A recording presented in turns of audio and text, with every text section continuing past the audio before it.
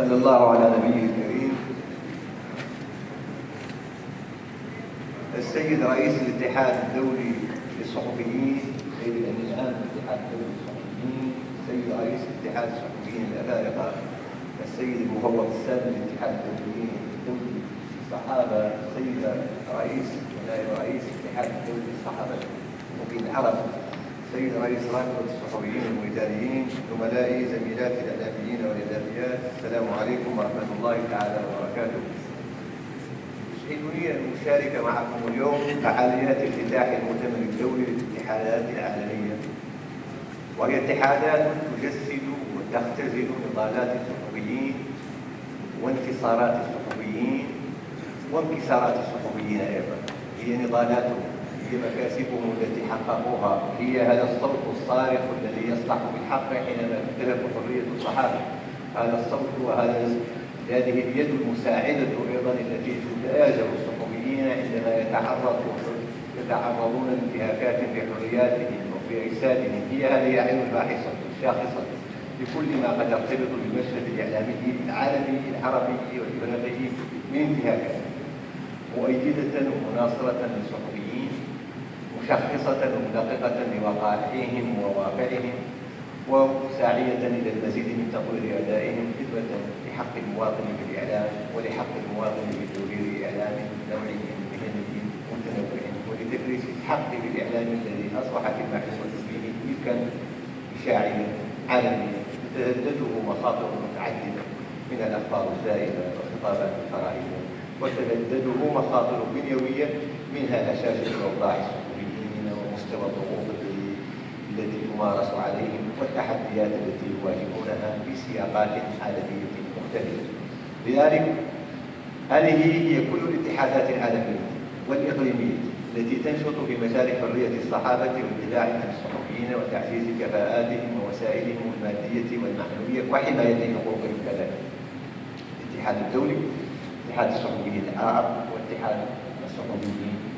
الأفارقة. وغير خالد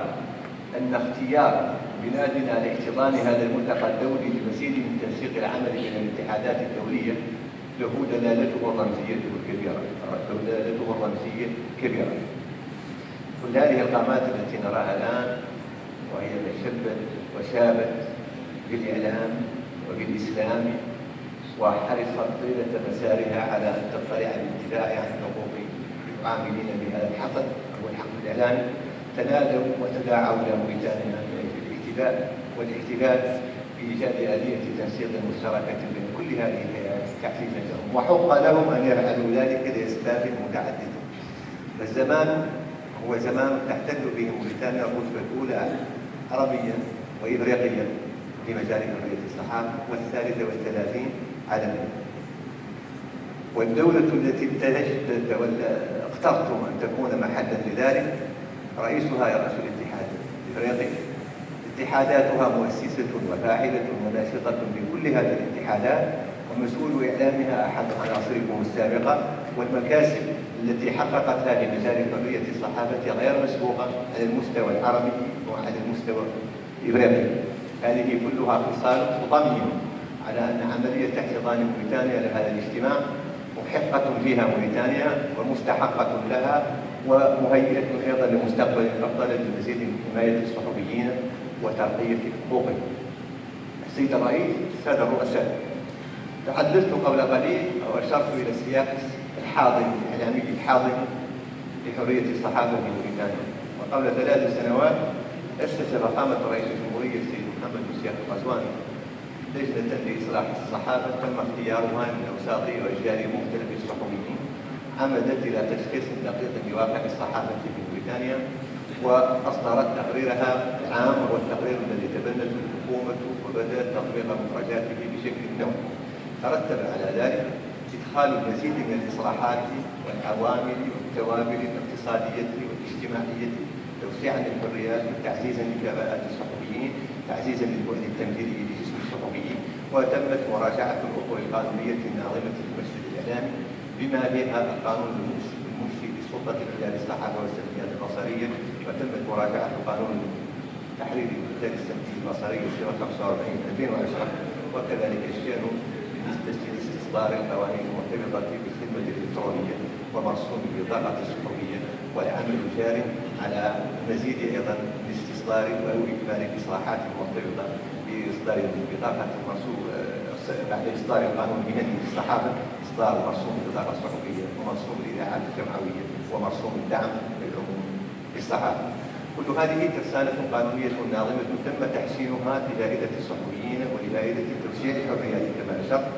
ولذلك على مستوى الإعلام العمومي تمت مضاعفة رواتب جميع العاملين بهذه الوسائل، وتمت مضاعفة المخصصات الموجهة إلى صندوق الدعم الصحافة الخاصة في موريتانيا، وتجسيدا لتلك الرؤية أيضا يجري العمل على إدخال المزيد من الإصلاحات، سيما معالجة القضايا البنيوية التي تحدثت عنها قبل قليل وكنا نتحدث عنها خلال مختلف اللقاءات في جماعتنا بوسائل الإعلام، وهي قضية المتعاونين التي تشكل إشكالا بنيويا في وسائل الإعلام، تتعين إيجاد العلاج الدوري دقيق وبعد تشخيص وبحث دقيق لهذا الإشكال البنيوي، وتعمل حكومة معالي الوزير الأول السيد المختار البداي على القيام بذلك البحث والتدقيق وصولا إلى إيجاد حل نهائي لهذا المشكل البنيوي المتعلق بوسائل الإعلام، لأن الخدمة الدولية ترتبط أيما ارتباط بوعود الصحفيين العاملين بهذه الوسائل سواء كانت وسائل إعلام عمومي. لذلك السادة الرؤساء تجسيدا لرؤية صاحب الفخامة الإصلاحية في مجال الإعلام تأسست اللجنة وتبنت الحكومة مخرجاتها، وتسمر حكومة معالي الوزير الأول السيد المختار البداي على تنفيذ ذلك وفق رؤية تقدمية وإصلاحية للمشهد الإعلامي. سيكون إعلاميون سندا لها، ونأمل أن تكونوا كذلك، لأنها تهدف بالأساس للمزيد من ترقية الحريات الصحفية وحماية حقوق الصحفيين بموريتانيا. ونعمل الآن على ورشات مختلفة من أجل المزيد من تعزيز حرية الصحافة في موريتانيا، تعزيزا لها وتحصينا وتكوينا وتهيئة أيضا للمزيد من الفاعلية لهذه الآيات على مستوى الاتحادات العالمية. ستتدارسون خلال هذه الأيام في موريتانيا جملة من الإشكالات المرتبطة بالمزيد من التنسيق بين الهيئات الإعلامية والاتحادات الدولية في مجال التنسيق بين الاتحاد الافريقي والاتحاد العربي والاتحاد العالمي، حماية للصحفيين وطرحا وتدارسا لمختلف إشكالات الصحفيين والشغلات الإعلاميين، ونحن سند لكم في ذلك. والمخرجات التي ستزوج وطن أعمال مؤتمركم ستجد مزيدا من العناية والرعاية من طرف موريتانيا بصفتها مزدوجة، صفتها موريتانيا بمكاسبها بمجال الحريات وبمجال الديمقراطية، وصفتها المرتبطة أيضا بصفتها الرئاسية التي ترأس الاتحاد الافريقي، وتأمل أن توجد ضمن مأموريتها الرئاسية أن تحقق بصمة في مجال المزيد من تنسيق وتركيز التنسيق بين الاتحادات العالمية الصحفية وتحقيق مكاسب الصالح الصحفي. ومن هذه المكاسب التي يمكن أن نحد في إطار القانون الذي تحدثت عنه قبل قليل، أنه لأول مرة في مجال صندوق الدعم العمومي في مجال السلطة مجال الصحافة والسمات البصرية تم تعزيز البعد التمهيدي لجسم الصحفي لأول مرة، ومن ضمن 9 أعضاء بات من الواجب بموجب القانون أن يتم اختيار شخصين ممثلين للاتحادات المهنية الصحفي، فضلا عن تعزيز تمثيل الطيف المعارضة لأول مرة أيضا في هذا الجسم من خلال اشتراط تمثيل المعارضة بممثل لها بالسلطة العليا للصحافة والتنمية البصرية، وتعزيز النوع والتنوع وإقامة هيئتها التشكيلية على أساس مبادئ النوع والتنوع، وهو ما يعكس المزيد من الديمقراطية والتعددية في الهيئات الضابطة للحقل الإعلامي. سيد الرئيس، السادة الرؤساء، ستتدارسون خلال هذين اليومين إشكالات ترتبط بالصحافة، ولكن ستتمكنون أيضا بزياراتكم التي تقومون بها لوسائل الإعلام العمومية الخاصة من الاطلاع على تجربة موريتانيا، على أوضاع الصحفيين في موريتانيا، على مستوى الحريات في موريتانيا، وهي فرصة ثمينة للاطلاع على هذه التجربة تزمينا لها واستشرافا أيضا للآفاق التي تنفتح أمامها، وكلنا سيكون السند لمختلف التوصيات التي تخرج أو تتوج مؤتمرات هذا بحول الله، وستتمكنون زيادة على المشاغل الفكرية والمشاغل المهنية، ستتمكنون كذلك من الاطلاع على قدرات والآفاق الواحدة لموريتانيا، سواء فيما يرتبط بمعالمها السياحية وأعلامها أو التحديات التي تواجهها من على مستوى الهجرة. ولذلك ستنظم ورشات زيادة على الأبحاث المهنية في هذا المجال، وهي ورشات تصادف هوى لدى كل المشتغلين بالحقل بوصفها أصبحت تبلغ ذاتها، سواء فيما يتعلق بالمزيد من تمكين الآخرين من الاطلاع على التجارب الموريتانية وعلى الثروات والموارد الموريتانية، أو من المعالجة التكاملية للقضايا التي تهم المجتمع الدولي بصفة عامة كقضايا الهجرة وقضايا الحريات وقضايا خطابات الكراهية وقضايا محاربة الأخبار الزائفة وقضايا تأمين توفير إعلام نوعي ومهني بوصف المعلومة معلومة عامة مشاعة يتعين إحاطتها بكل متطلبات الموضوعية والدقة حرصا على تكريس حق المواطن بالإعلام. لن أختم هذا الحديث السادة الرؤساء إلى أنني أعتقد أيضا أن بعض المستجدات ستفرض ذاتها على اجتماعكم. في فلسطين يقتلون الشهود ويقتلون الصحابة ويقتلون الإعلام ويقتلون الحياة بالحياة. تلك هي المجازر الإسرائيلية المرتكبة لحد الآن في غزة وفي فلسطين والضفة الغربية.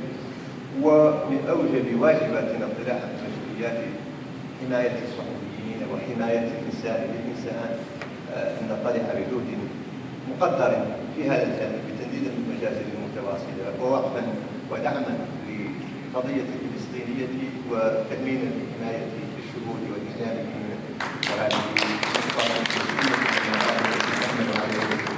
أصلا وتنديدا بالمجازر الإسرائيلية المرتكبة. أجدد لكم الشكر السادة الرؤساء على اختيار بلادنا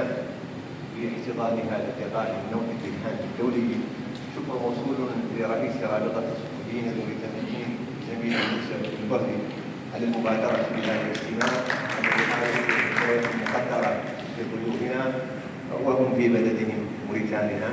وبين أعضائهم وبين أسرهم بالتأكيد. ونعول كثيرا على أن نتوج هذا الملتقى الدولي بالمزيد من تحسين وتحيين الأدوات المرتبطة بحرية الصحافة، بحماية أوضاع الصحفيين، بحماية وتغطية حقوق الصحفيين، وبتكريس النظرة التكاملية لهذه الحقوق على مستواها الإنساني، حماية للصحفيين عبر كل هذه الفضاءات العالمية والإفريقية والعربية، والتوسيع للحريات وخدمة لانبثاق الإعلام النوعي المهني. ولن يتم ذلك إلا بالمزيد من تحسين ظروف الصحفيين وقدراتهم على المستوى التكويني أو على المستوى الاقتصادي والاجتماعي. وأعلن على بركة الله افتتاح الملتقى الدولي للاتحادات الدولية الملحقة بالمنشور متمثلا للإشغال بالتوفيق والنجاح. السلام عليكم ورحمة الله.